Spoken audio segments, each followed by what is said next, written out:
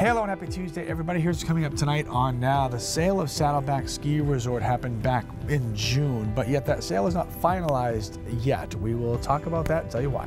Plus, a Maine mother who is no stranger to the devastation of a hurricane. Deb Roberts lost her son when the El Faro cargo ship sank. Now she's giving back to hurricane victims. And 9-year-old Jacob Thompson passed away back on Sunday. Today, his mom went to his elementary school to give out some gifts. We were there. This is News Center Now.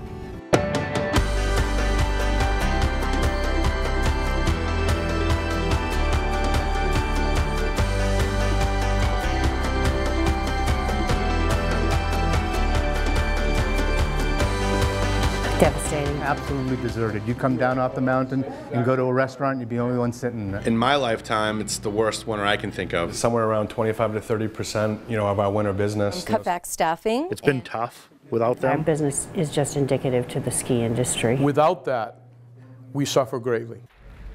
Hope was brought back to Rangeley after a sale was announced. Now, Saddleback Mountain is in jeopardy of sitting idle for another ski season. Good afternoon, everyone. I'm Amanda Hill. Yeah, and I'm Lee Goldberg. Saddleback Mountain has been closed now for 2 seasons, and despite a sale announcement that happened over the summer, downhill skiing could be closed for yet a 3rd season. Current owners Bill and Irene Berry announced they would sell the ski resort to the Australian development group Magella, but the sale has not gone through, and the big question now is why. It's a story you will only see on Now. Christina Rex is here with the answer. Lee and Amanda, the money isn't there. This sale was supposed to be finalized by the end of summer, but the Magella Group of Brisbane, Australia has yet to come through with the money to close this deal, and time is ticking. Hi, are you Mrs. Berry?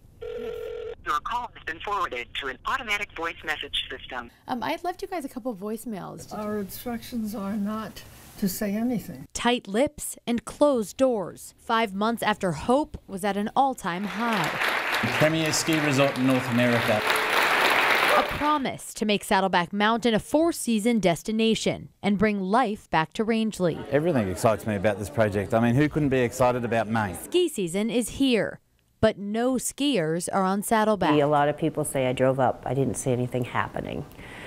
Well, maybe you went at the wrong time. Locals staying hopeful, relying on infrequent Facebook posts for slivers of information about their beloved mountain. In September, the only thing that is going to hold up or delay this process is Mother Nature. In October, please do not take our silence as a lack of progress, rather a focus on the task at hand. And in November, we are continuing to work to successfully finalize this sale.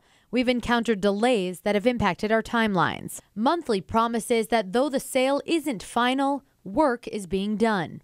All written by Magella CEO Sebastian Mansour. As we've said before, this is a complex deal that has many conditions to the sale that we're working through with our financiers. What exactly does this mean?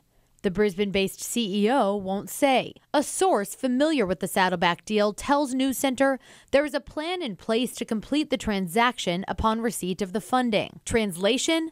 The money isn't there yet. The delay in this case, you said in the Facebook post that it's on your end, so is it financial?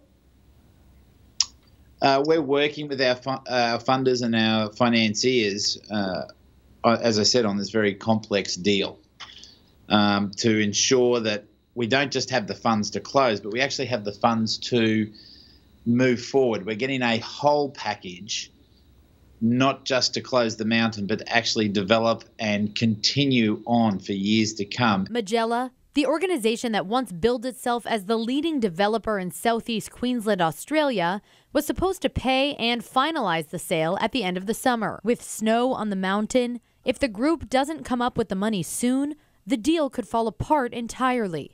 Many of them are hopeful, but there's also that fear that this sale never gets finalized. Is there a chance this doesn't go through? I and Magella are committed to the deal. There's a lot more to this story, and we're working right now on learning more about the Magella Group from Australia and the man behind the mountain, Sebastian Mansour. Lee and Amanda. All right, thanks, Christina. A Freeport High School teacher is under investigation for allegedly sexting with underage students. That's according to police. Officials say the case is in the preliminary stages. The assistant superintendent would not comment on the allegations, but said the school takes student safety very seriously. The dental board hearing involving Dr. Jan Kipax's medical practice has been halted, according to a statement from the oral surgeon's attorney. According to the statement, the state's expert witness said that Dr. Kipax provided his patients with a good standard of care. The dental board must now decide if it will move forward with the hearing or throw out any claims against Kipax. To no one's surprise, businessman Sean Moody announced his candidacy for governor this afternoon. Moody started an auto body business as a teenager, and today he used one of his shops as the backdrop for his announcement. He's running as a Republican, even though his last Blaine House bid was as an independent. All right, all this week, our weather team has been traveling all over the state to talk to Mainers about their expectations for the upcoming winter. Jess Conley is at a grocery store in Biddeford, where a lot of you may be headed with Thanksgiving just a few days away. Hey, Jess. Hey guys, we're at Market Basket here in Biddeford. We had a pretty nice day today out there. Temperatures were able to make it into the upper 40s and lower 50s, and it's still not too bad. Let's take a look at our current temperatures right now. About 50 in Portland and right around 45 right now in Bangor. So still not a bad evening. I've got my warm coat on, but it's still pretty comfortable, much better than those wintertime storm center shots that we're used to. Not too busy yet. I know a lot of people just getting out of work here, but we'll talk with some folks later about how their Thanksgiving shopping is going. And you'll talk to Keith about the rest of the forecast. Guys? Do we have to? I know, really. All right, thanks, Jess. As many of you know, I have been very active in overturning a number of executive actions by my predecessor. However, I have been informed by the White House counsel's office that Tater and Tot's pardons cannot, under any circumstances, be revoked. It wouldn't be Thanksgiving without the annual pardoning of the White House turkeys and the jokes that go along with it. Today, President Trump poked fun at his predecessor, President Obama, saying that he tried to undo Obama's turkey pardons, but that's not allowed. President Trump also wished the entire nation a happy Thanksgiving, calling us one big family. Then Wishbone and Drumstick were officially absolved of all sentences to the dinner table. So there you go. All right, there's a Maine Thanksgiving tradition out there that some of you may not have heard of. I have. All right, so it came to our attention because of a post on the York Police Department Facebook page. Do you eat your apple pie with ice cream or cheese? Huh? A lot of people were standing up for Team Cheese in the comments. I've never heard of that. It got a little debate going too, so we thought we would help the police department increase its sample size. It's a real New England thing, so it's time to vote in today's Pulse poll. Ice cream or cheese? Which one's the perfect pairing for apple pie? Go to pulse.newscentermaine.com or select the Pulse poll on our mobile apps. It's got to be ice cream, right? I don't know. I've never actually had it with cheese. Nor have I. I vote ice cream. All right, still to come on Now. So you guys know Jacob. Do you know what his phrase is? Live like a penguin. Jacob Thompson's classmates lived like penguins today, uniting around the boy's mother while she mourns her son.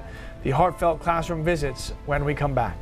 And another Maine mother honors her late son who perished aboard the El Faro. How Deb Roberts wants to help the people of Puerto Rico, coming up. 2 days after her son passed away from cancer, Jacob Thompson's mom, Michelle, visited his elementary school. Jacob's journey inspired thousands to live like a penguin. Today, his former classmates showed a mourning mom what that really means by rallying around her in her time of need. Arctic delivery! All right, let's have some penguin fun. Maybe we might have to lay them down. Hug. He was a special boy who touched all of us. It's wonderful. The kids have been, the outpouring of support from them has been out of control. You're very welcome. You're very welcome. Can I give you a hug, honey? I miss Jacob.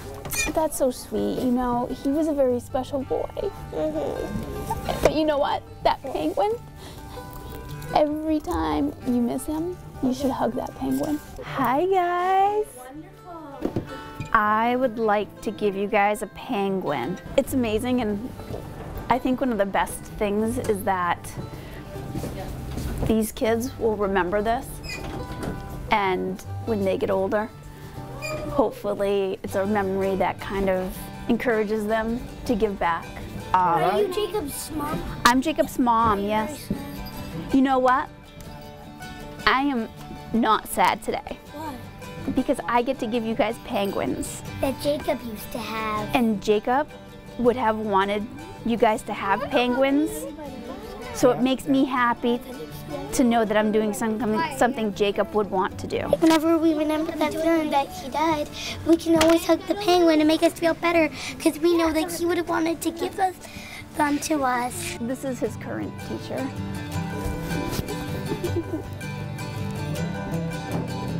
So I'm gonna put him here. If you guys want to hug him, he's a great hugger. Give him a hug.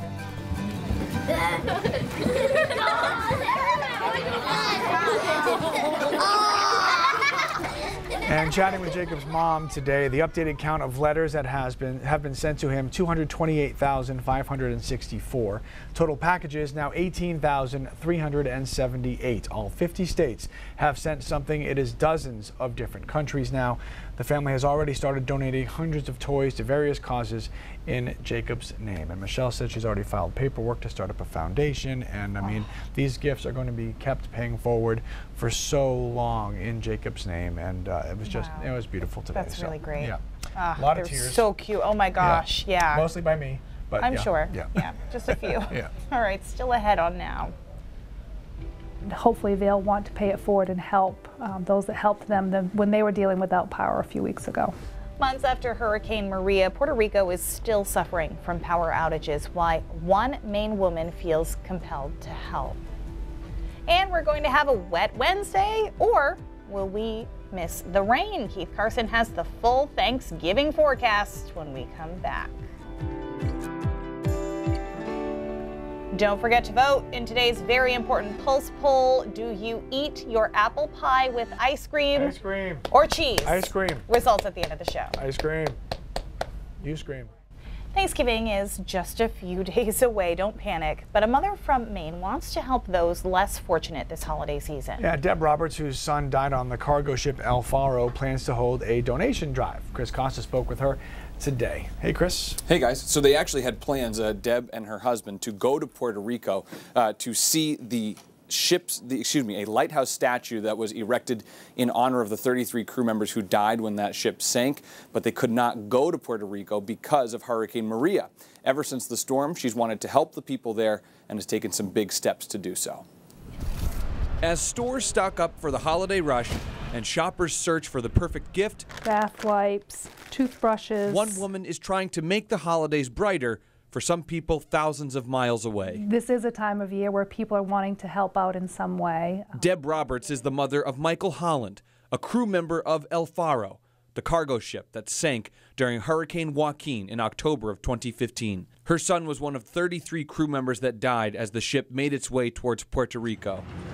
On that same island, thousands are still without power in their homes after another hurricane, Maria, ravaged the U.S. territory. These are the types of things that keep me going. When it's quiet and there's not something to focus on, that's the hardest time. Hand sanitizer, just think about anything that you would need to be able to be clean and sanitary without actually having clean water. Roberts will hold a supply donation drive, filling an 18-wheeler with items Puerto Ricans need. Well, my main focus and my main goal for this always starts with finding ways to honor Mike's legacy. And for me as a grieving mom, that's the way that I've found the healing process, is to help others, helps my heart heal. She already has her first donation. As much as they possibly can afford to. Finding ways to give after all that Mother Nature has taken away. It helps keep his story out there and his face out there so that no one ever forgets him, because I sure won't.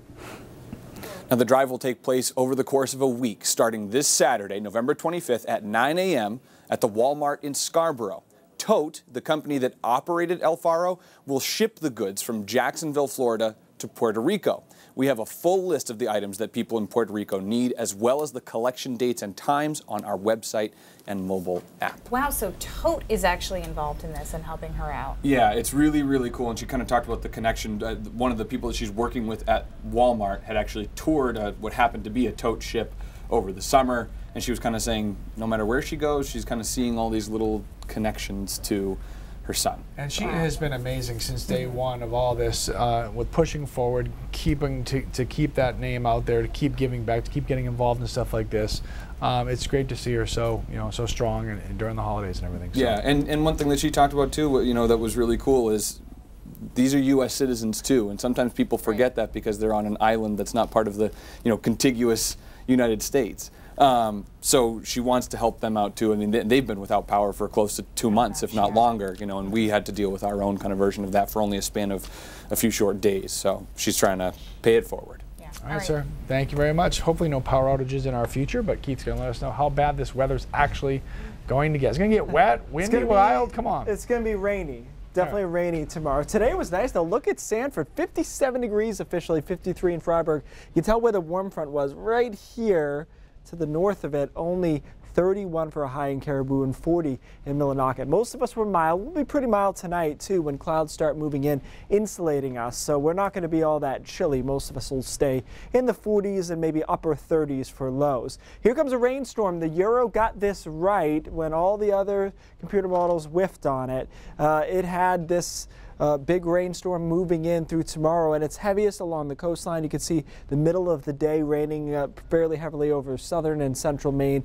into down east by later in the afternoon with a little bit of wet snow mixed in the higher terrain. Not a big snowmaker for them, but there will be some flakes in there. Good news is it moves out for Wednesday night. Thanksgiving still looking good, and Friday looks pretty good as well. Partly cloudy conditions, and Saturday could be mild in the low to mid 50s. So once we get through this rain tomorrow, we'll be in better shape. Rainfall amounts though pretty hefty, particularly over down east Maine, where we've got about 1.5 inches here coming through basically through tomorrow afternoon through early tomorrow night. Then looking at about a 1/2 inch or so Portland, Sanford, 1/2 inch or so in Augusta, and about 0.6 in Bangor. Obviously just give or take a little bit. And in the mountains, as I mentioned, some snow but not much, maybe up to a wet inch or so in Rangeley and Bethel, Eustis, and into Greenville. After that, it's nice on Saturday, and Sunday should be okay. I just want to keep an eye on a storm system that will be very close to us on Sunday afternoon. Look at it right here, and look how it kind of curves and bombs into the stronger low pressure system on Sunday afternoon. On its current track, this is no problem. It's an isolated shower, an isolated flurry, but I've seen this before, and I just want to watch this for one more day and make sure it doesn't trend a little closer to us, because it only would take about 50 to 75 miles west for this to be a bigger event for us on Sunday afternoon. So I'll keep an eye on that. In the meantime, again, rainy tomorrow. Thanksgiving looks pretty good itself. Friday looks good. Saturday, sneaky nice, 52 to 54 degrees. Whoa. And a good deal of sunshine. That'll be pretty nice.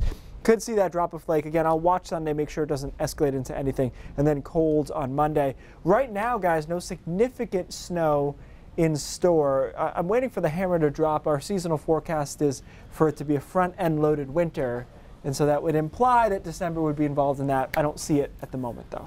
Huh.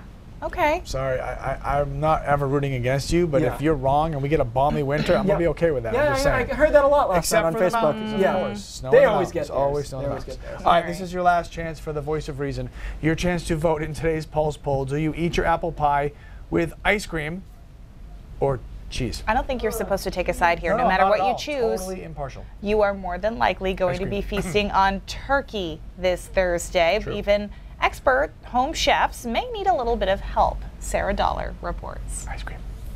Turkey Talk Line, can I help you? For 27 years, Alex Coffey has been talking turkey. Well, the number one question since I've been here, and especially now, is thawing. And the closer it gets to the holidays, the more frequently the phones at the Butterball Turkey Talk Line light up. An almost 8-pound turkey does take a lot of time to thaw. And you want to make sure that you put it on a flat rack so that it's elevated a little bit off the bottom of that pan so air can circulate. Back in 1981, a handful of home economics experts started working the phones, answering about 11,000 calls that year. Well, fast forward to 2017. This year we'll take, just for the season we're open, about 100,000 calls. And then you can also, text us. We're on social media, email, chat, so we'll reach millions of consumers just that way. Roast, smoke, even if the plan is to fry a bird.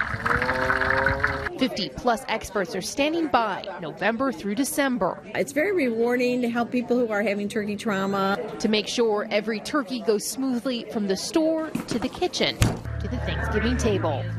In Naperville, Illinois, Sarah Dolph, NBC News. Let's take a look at the pulse results for the great apple pie question. Most of you obviously said ice cream, but I'm surprised 33% saying cheese. Very confused people. Okay, Cindy Williams not confused. She has a look at what's coming up at 5:30. Hey, Cindy. That's right, guys. Dozens of volunteers searched in the cold for a man who is missing. He's from the town of West Bath. Police have found some clues, but they still haven't found him. We're going to update you on that coming up. And the Girl Scouts say you should not pressure kids to hug relatives this holiday season. They say that kids may want to keep their distance from some relatives, and you should respect that. Those stories and more coming up at 5:30. All right, thanks, Cindy, and we'll be right back. We're still talking about We're still debating cheese. All right, ice cream wins. I want to talk about, so this is our official seasonal forecast if you didn't get a chance to see it last night. Remember, Portland's average is around a 62, so way above there. Above in Bangor, below average in Caribou. We're figuring that the snow shield won't get quite that far. So we put this out yesterday. If you didn't get a chance to watch it, it's on our website. It's on Amanda Hill's Facebook. It's on all these things. Big deal. But let's advance forward, because what I want to show you is that people were asking me questions about the National Weather Service and NOAA's seasonal outlook and how it may be different, or how does it jive with ours. This is their temperature probability. As you can see, we're above average by quite a bit in all of New England. And the point I wanted to make here was these two things are not mutually exclusive. So you can definitely have above average temperatures on the whole and still have a snowier than average winter. In fact, we did it a little bit last winter, if you remember. We got a lot of snow, but we had these thaws in there. So that can happen. And their official forecast here has the jet stream right where we have it. You can see it based on their contour here, which is right over New England. So they're all in on La Nina as well. They're not really differing. What they don't do, probably smartly, is try to forecast the number of inches of snow in a particular location for a season, because that is very difficult. So that may not be good news for snow lovers if we keep getting these warm-ups that makes the snow melt. So skiers, the second question I got was exactly that. Can you tell me how many thaws we'll have in between? Because for skiers it doesn't work. Short answer is we can't do that at this range, unfortunately. So we'll have to see how it works out. If not, we'll never show this graphic again. I'll delete the post. Forget we'll be done about with it. Yeah. News Center at 5:30 starts right now.